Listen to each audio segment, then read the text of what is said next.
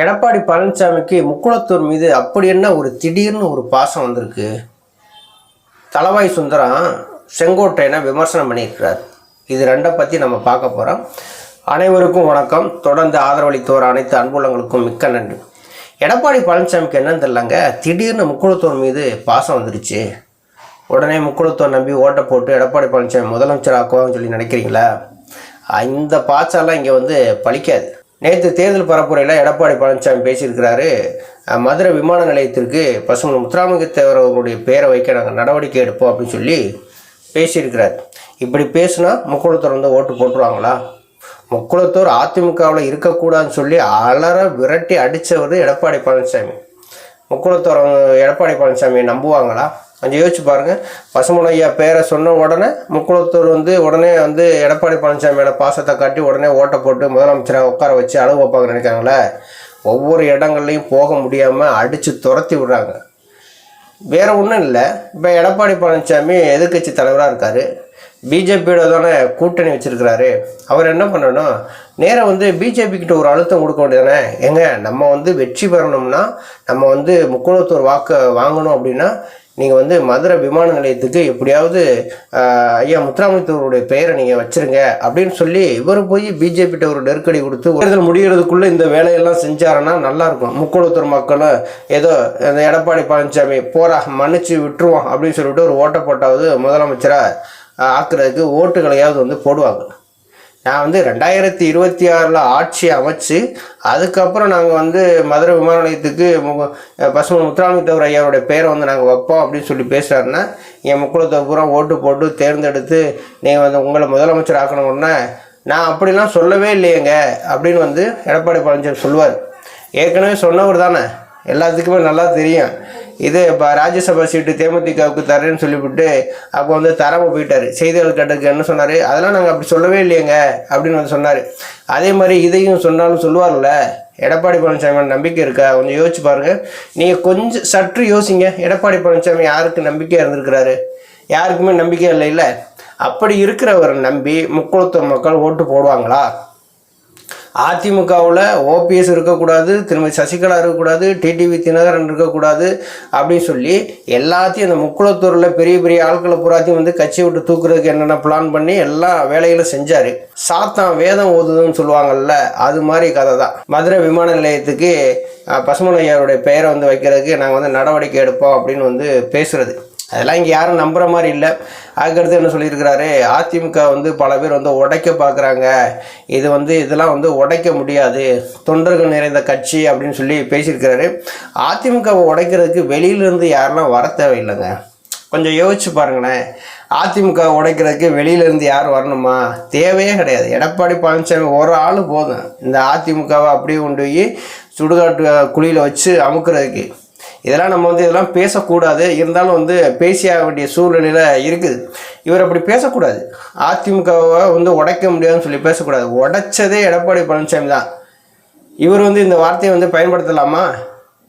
பொதுச்செயலாளர் பதவிக்கு ஆசைப்பட்டு தானே இந்த கட்சி இவ்வளோ பெரிய பிளவுகள் இருக்குது. இப்போ அவர் அந்த பொதுச்செயலாளர் பதவிக்கு ஆசைப்படாமல் இருந்திருந்தால் அந்த இரட்டை தலைமையோடு நல்லா செயல்பட்டுருக்கும். அந்த தேர்தலில் வெற்றி பெற்றிருக்கும் இல்லையா? செய்கிறதையும் செஞ்சுட்டு இப்போ நம்ம செய்யலை, இன்னொருத்தர் தான் செஞ்சது மாதிரி மக்கள் மத்தியில் பேசினா மக்கள் ஏற்றுக்குருவாங்களா? அதிமுக பல பிரிவுகளாக போகிறதுக்கு முதல் காரணமே எடப்பாடி பழனிசாமி தான். அவர் ஒற்றை தலைமைக்கு ஆசைப்பட்டதுனால தான் இந்த கட்சியே உடஞ்சி போனது. இப்போ தேர்தல் பரப்புரையில் சொல்கிறாரு அதிமுகவை உடைக்க பார்க்குறாங்க, அதெல்லாம் உடைக்க முடியாது அப்படின்னா உடைக்கிறதுக்கு வேறு யாரும் தேவையில்லை, எடப்பாடி பழனிசாமியே போதும்.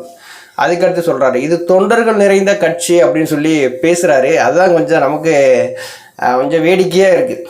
என்ன மனுஷன் இப்படி பேசுகிறாரே அப்படின்னு சொல்லிவிட்டு கொஞ்சம் கூட யோசித்து பேசவே மாட்டாங்க. அதாவது நம்ம கடந்து வந்த பாதைகளில் நம்ம எப்படிலாம் வந்தோம், நம்ம பொதுச் செயலாளர் வர்றதுக்கு நம்ம என்னென்னவெல்லாம் செஞ்சோம் அப்படின்னு சொல்லி அவர் கொஞ்சம் கூட யோசிக்கவே மாட்டாரா?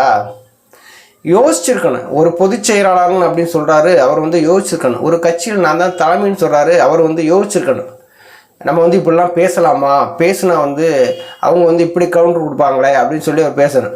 அவர் சொல்கிறாரு, தொண்டர்கள் நிறைந்த கட்சி, தொண்டர்கள் வந்து அதிமுகவை உடைவதை ஏற்றுக்கொள்ள மாட்டாங்க அப்படின்னு சொல்லி பேசுகிறாரு. தொண்டர்கள் எங்கே இருக்கிறாங்க? எடப்பாடி பழனிசாமி கிட்ட தொண்டர்கள் இருக்கிறாங்களா? அவர் தான் குவிக்கிட்டே இருக்கார். நான் வந்து 2.5 கோடி தொண்டர்களின் தலைவன், 2 கோடி தொண்டர்களின் பொதுச் செயலாளர் அப்படின்னு சொல்லிட்டு அவர் தான் வெளியில் வந்து குவிக்கிட்டே இருக்காரே தவிர, அவரை வந்து ஒரு தொண்டர்களுடைய ஒரு தலைவனாக வந்து யாரும் வந்து ஏற்றுக்கல. தொண்டர்களே இல்லை. முதல்ல தொண்டர்கள் இருந்தால் தானே அவருக்கு வந்து தொண்டர்களுக்கு தலைவராக இருக்க போகிறாரு. அப்படி தொண்டர்கள் 2 கோடி தொண்டர்கள் அப்படிங்கிறாங்க. பாராளுமன்ற தேர்தலில் வெறும் 88 லட்சம் வாக்கு தான் வாங்கினாங்க. மீதி இருக்கக்கூடிய 1 கோடி 12 லட்சம் பேர் எங்கே போனாங்கன்னே தெரியல. அது வேற கதை.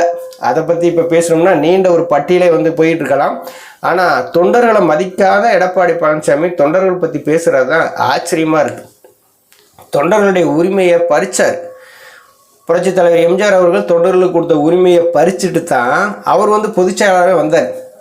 தொண்டர்களை தெருவில் நிப்பாட்டி அழகு பார்த்த அந்த புண்ணியவான் வந்து பேசுகிறாரு, நான் வந்து தொண்டர்கள் வந்து கட்சியை வந்து உடைக்க விட மாட்டாங்க, இது தொண்டர்கள் வந்து கட்டுக்கோப்பாக வச்சுருக்காங்க அப்படின்னா, எம்ஜிஆர், புரட்சித் தலைவர் எம்ஜிஆர், புரட்சித் தலைவி அம்மா, அந்த இரட்டை இலை சின்ன அதிமுகங்கிற பேர், இதனால தான் வந்து மரியாதையை தவிர எடப்பாடி பழனிசாமினால இந்த கட்சிக்கு எந்த விதமான மரியாதையும் கிடையாது.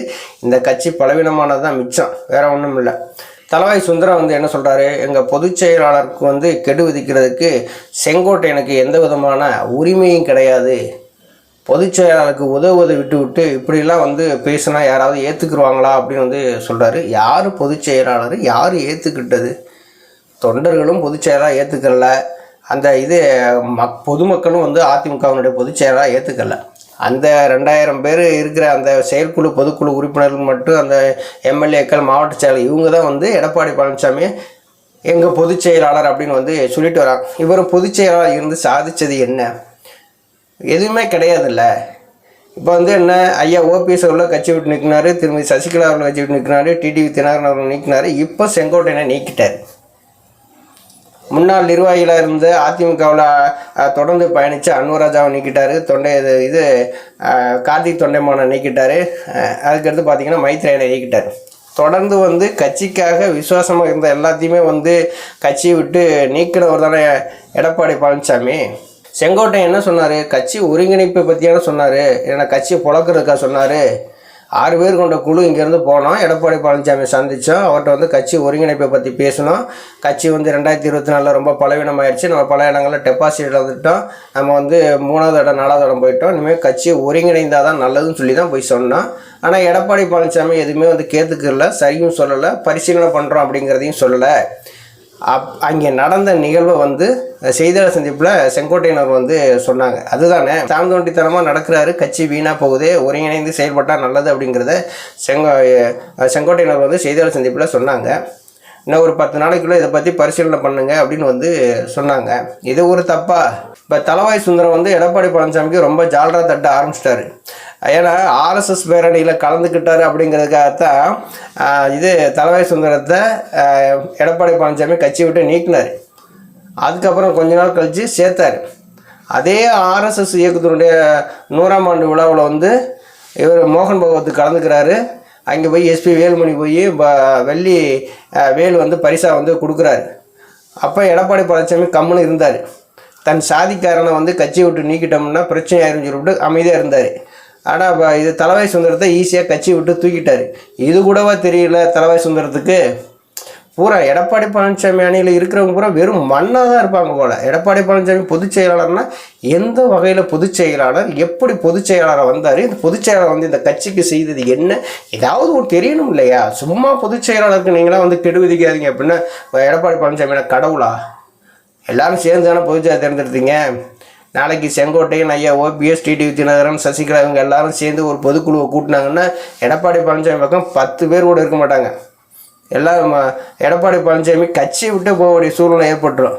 ஏதோ நல்லது சொல்லியிருக்காரு, அதை ஏற்றுக்கிட்டால் பரவாயில்லை. ஏற்றுக்கிற மாட்டேன்னு சொல்லி இப்போ பிடிவாதம் பிடிச்சா, இங்கே ஒரு ஓபிஎஸ் வந்து கட்சி ஒருங்கிணைக்கணும் அப்படின்னு சொல்லலை.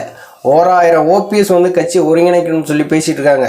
ஒரு செங்கோட்டையன் வந்து பேசலை, ஓராயிரம் செங்கோட்டையன் வந்து பேசிக்கிட்டு இருக்கிறாங்க. இதையெல்லாம் கருத்தில் எடுத்துக்கிறாம வச்சா குடும்பி சரைச்சா மட்டை, நான் சொல்கிற மட்டும்தான் கேட்கணும், அப்படி யாரும் வந்து என் பேச்சை மீறினீங்கன்னா அவங்களெல்லாம் வந்து கட்சி விட்டு தூக்கிறேன்னு சொல்லி மிரட்டி அதிகார துஷ்பிரயோகம் பண்ணி ஆணவத்தோடு ஈகோவோடு அலைகிறவர் அதிமுகவினுடைய பொதுச் செயலாளர். இவருக்கு வந்து யாரும் வந்து காலக்கெடு விதிக்கக்கூடாது. இதெல்லாம் என்னங்க பேச்சு? நன்றி, வணக்கம்.